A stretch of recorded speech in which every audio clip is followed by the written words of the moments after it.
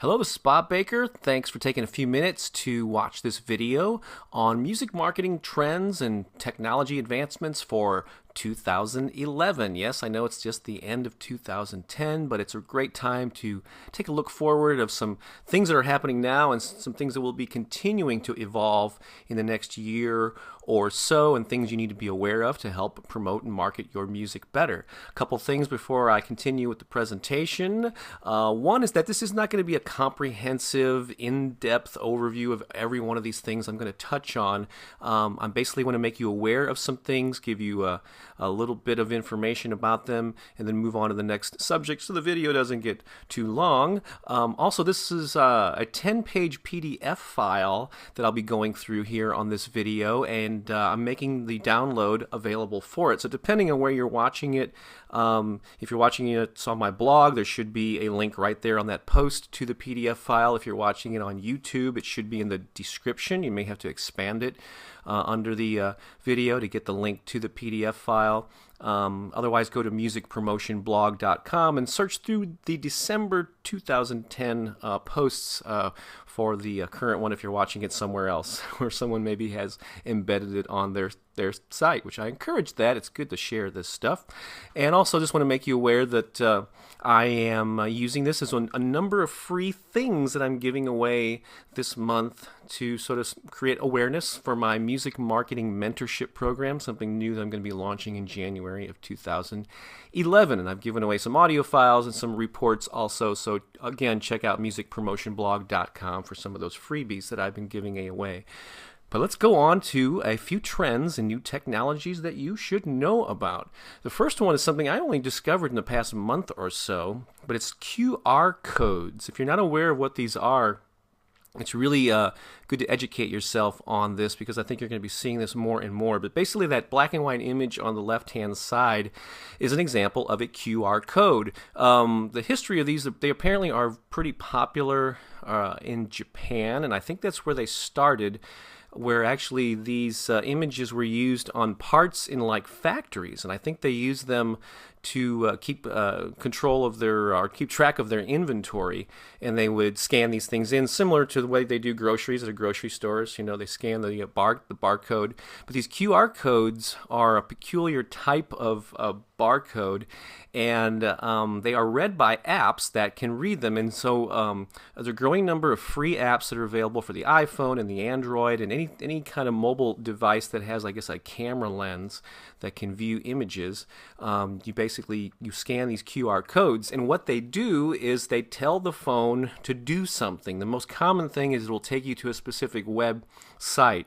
And an example of this, I was recently in Best Buy checking out some computers, and every computer had the little label or a little sign by it with the information and the price and all that, but they also had QR codes, and I scanned one in with my phone, and it took me right to the specific page for that computer on the Best Buy website. So that's just one of the ways that people are using it. If you're not familiar with them, you're going to be seeing them a lot more, and there's some ways that you can use them for marketing. In fact, there's a link there to Joan Stewart's The Publicity Hound site with the link to 9 ways that she talks about using QR codes for PR and publicity and marketing.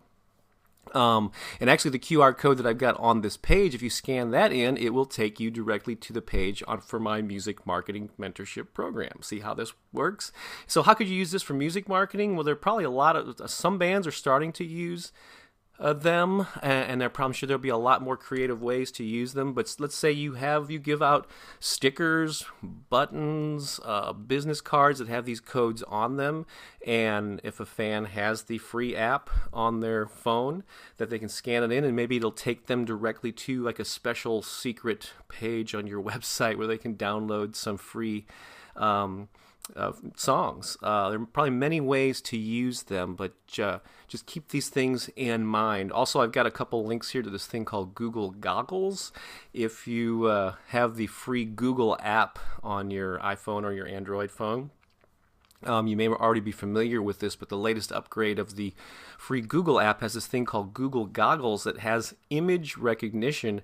And it not only works for QR codes, but it works for like works of art or covers of books or landmarks. You could take a picture of like the Eiffel Tower, and it'll if it recognizes it, it'll pull up information about the Eiffel Tower. I've even scanned in covers of my books, and it recognized it and pulled up information on Amazon and so on the book. So it's just really this image recognition software, and the QR codes is something I think we're going to be seeing a lot more of.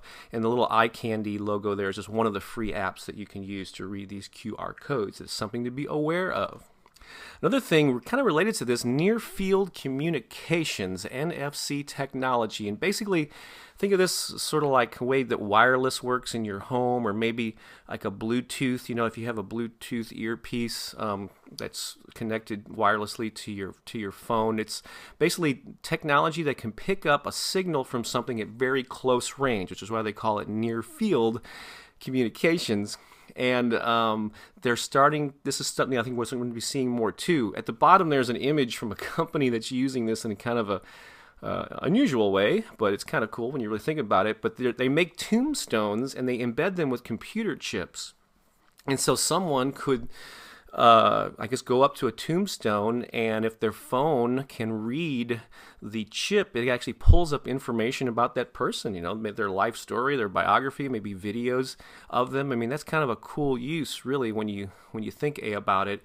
Also, Google is starting to do this Places thing where they're experimenting in Portland, Oregon, with businesses there, where they're sending them kits, and businesses can put up these stickers or these posters, I guess, on their in their storefronts, and embedded in there will be this near field communications technology where someone can use their phone and it reads the chip or whatever is in the sticker, and it pulls up more information about that business. So again, it's just another way that sort of the real world is meeting the virtual world. And I think we're going to be seeing a lot more of this, where people are going to be able to physically interact with things and pull up information on their phones. So and again, there's some links there on some things that Google is doing, and other things about this NFC technology. Pretty cool stuff. Okay, mobile-friendly websites. This is actually nothing that's like in the future. It's actually happening now. I mean, there's just more and more people are accessing the web from their phones. And so when it comes to designing your own website, other different places where you have a presence online, it's crucial to design the site so people can access them easily on their phones. There are a number of links here to helpful articles that I found online to give you some tips on how to do that. But the bottom line is you got to make these things really easily accessible. So don't load them up with flash files and large image files. And if you're used to just accessing the web from a desktop computer at home, you might like all the bells and whistles and all the cool stuff that you can do when accessing it from a desktop. But just keep in mind that a lot of people now are accessing it in a different way. So you got to really keep things simple for easy to load. And also, if you can check what your website looks like through different applications. See what it looks like on an iPhone. See what it looks like on a BlackBerry, on an Android phone, and some of the others. And so it's just real crucial to make sure your website and how people reach you is mobile friendly. And so check out some of those links for some ways to do that. Another thing you got to really be aware of is that tablets and these sort of things that are between laptops and phones are going to be huge. I mean, the iPad came out in the spring of 2010, and it's been selling really, really well. And then there are other tablet computers that are coming out that are going to be competing with the iPad. And there are some forecasts here by eMarketer that they estimate that by the end of this year, there'll be 15 million tablet computers. Probably a lot of them will be iPads.